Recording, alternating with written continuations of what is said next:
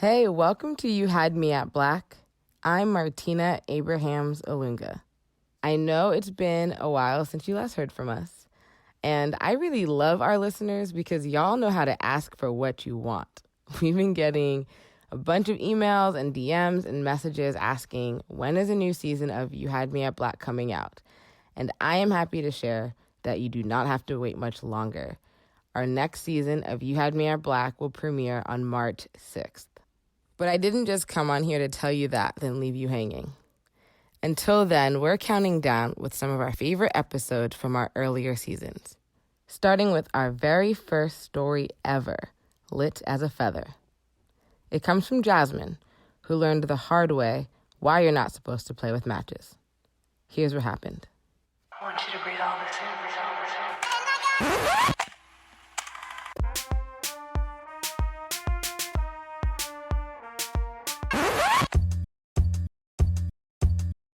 You're listening to You Had Me at Black. Black. Right in the heart of the city. Black. Man, listen, man. Black.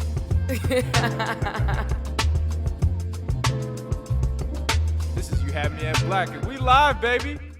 So when I was 10 years old, I was thoroughly obsessed with anything that had to do with witchcraft, airbending, like controlling the elements and fire. And because of this fascination with spells and mastering the elements and storm and anything superhero, I played with fire a lot. I was a complete pyro. I can't tell you how many things I sat on fire in my room without my mother knowing. And so one day I went to my cousin's house. I lived in Fairfield, which was about 30 minutes outside of Oakland, so a little small suburb. Anytime my mother had to work on the weekends, I always had to go to my Auntie B's house. Shag carpets, an orange velour couch, and nothing to play with. She had basic channels, no cable. And so one day my cousins came over, two of my cousins, Renisha and Riashane. And my cousins were super spoiled. I mean, they could do anything and they would never get in trouble. And so one day we were hanging out in the living room and my cousin was like, let's go outside. So we go outside and these teenagers are smoking in front of my cousin's apartment. And so they leave a book of matches sitting there and they get up and they walk off. And my cousin, she grabs the matches and she's like, we should create a potion and like make a little campfire and tell stories like The Craft. There's a scene in The Craft where all the girls are sitting around the fire on the beach and they say this little chant, light as a feather, stiff as a board, light as a feather, stiff as a board, and they activate all their magic powers. So we are determined to reenact in East Oakland on a summer day at 1 o'clock in a dry grass field this episode of The Craft. So we get the matches and then we pile up all these leaves and we strike the matches, and none of us know how to strike matches. Even though I was a pyro, I would usually just take paper and burn it on a candlestick or something like that. Or my dad would often have lighters to burn his incense in the bathroom. So like there's a whole incense kit in the bathroom. So playing with the matches and we're trying to strike the matches. My cousin Renisha, every time she strikes a match, the wind blows it out. Then Riashane tries, and she keeps burning out the matches. She's burning her finger, burning her thumb. So I was like, let me do it. And there's one match left. And I flick the match, and the fire starts. So we're sitting out there, and we're trying to do the light as a feather, stiff as a board, light as a feather, stiff as a board. And nothing happens. And an Asian lady next door starts yelling, you kids, you get from over there, you kids. So we're scared because we're not supposed to be outside, and two, we're playing with fire. So we go in the house, sitting there watching TV like nothing ever happened, and we smell like a lot of smoke. It almost smells like someone is barbecuing. So we go outside. When we open the door, there's a cloud of smoke coming towards the apartment. So we go back in the apartment and we sit there and we're waiting. And we're watching TV, and next thing we know, we hear a knock on the door. And so my aunt is in the back, asleep. Someone's banging on the door, and it's bang, bang, bang, bang, bang. Open the door. It's the fire department. Open the door. My aunt doesn't hear the knocking, so we just sit there and we don't open the door. We don't say anything. So by this time, we're super nervous. We think that we're going to get in trouble, and my cousin is like starting to cry. And so we're talking to each other. I'm like, no matter what, if somebody finds out, we're going to deny it. So we've already made a pact to deny it. 5 minutes later, we hear another knock on the door. Bang, bang, bang, bang, bang, bang, bang. Open the door. It's the Oakland Police Department. Open the door.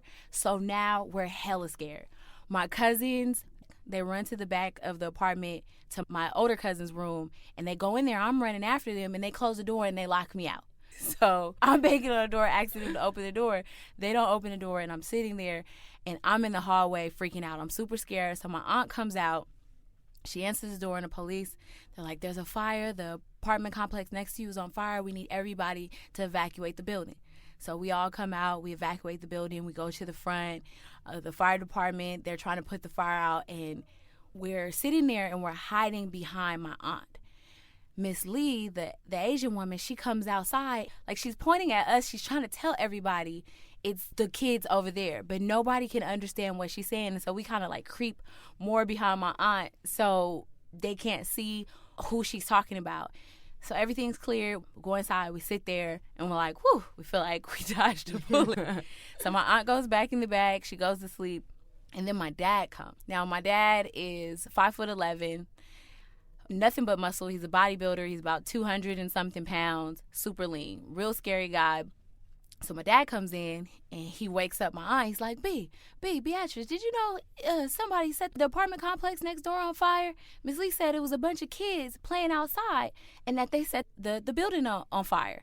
And so him and my aunt gets to talking about how they think it's the kids upstairs because the kids upstairs are always doing things. And then my dad stops talking to my aunt. My aunt goes to the back, and so we think we're in the clear. And then my Uncle Charles wakes up. He's a chain smoker, and he's like, anybody see my matches? Who took my matches? Anybody see my matches? So we're freaking out. My cousin, Riashane, she's the youngest. She starts to cry.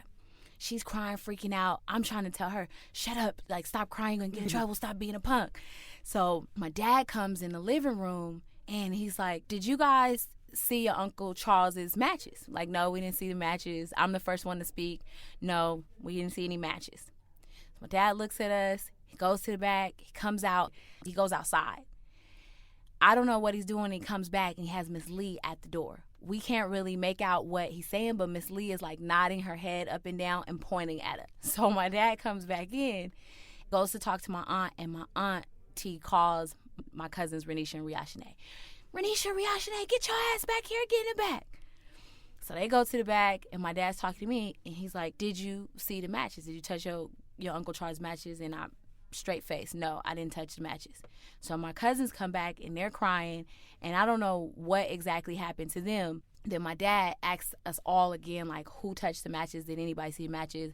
Of course, I deny it. No, I didn't touch the matches. My cousins, they're like all shaking and scared. So they just nod their head no, and they're crying. And he's like, well, if you didn't touch the matches, why are you crying? And I said, I don't know, Dad, but we didn't touch the matches. My dad goes to the back, and then he comes back. When he came out, he had the belt behind him. He went to the back to get the belt. And he says, let me see your hands. So Riashane, the youngest, she goes first. She put her hands out. He smells her hand. I still don't know what he's doing.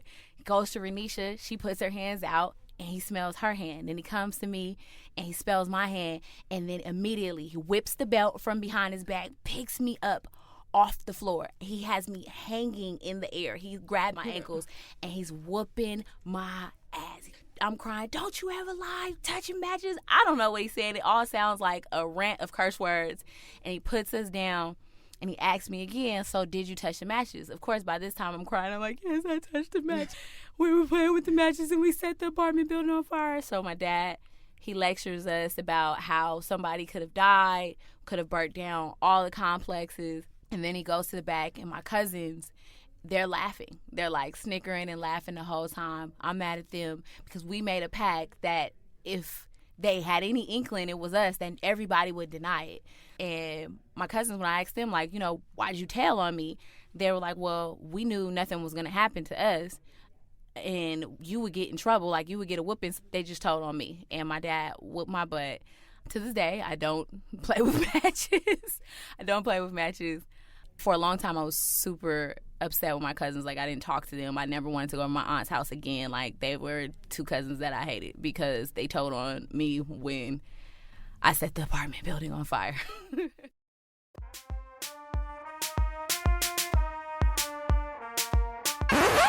Hey, it's Martina again.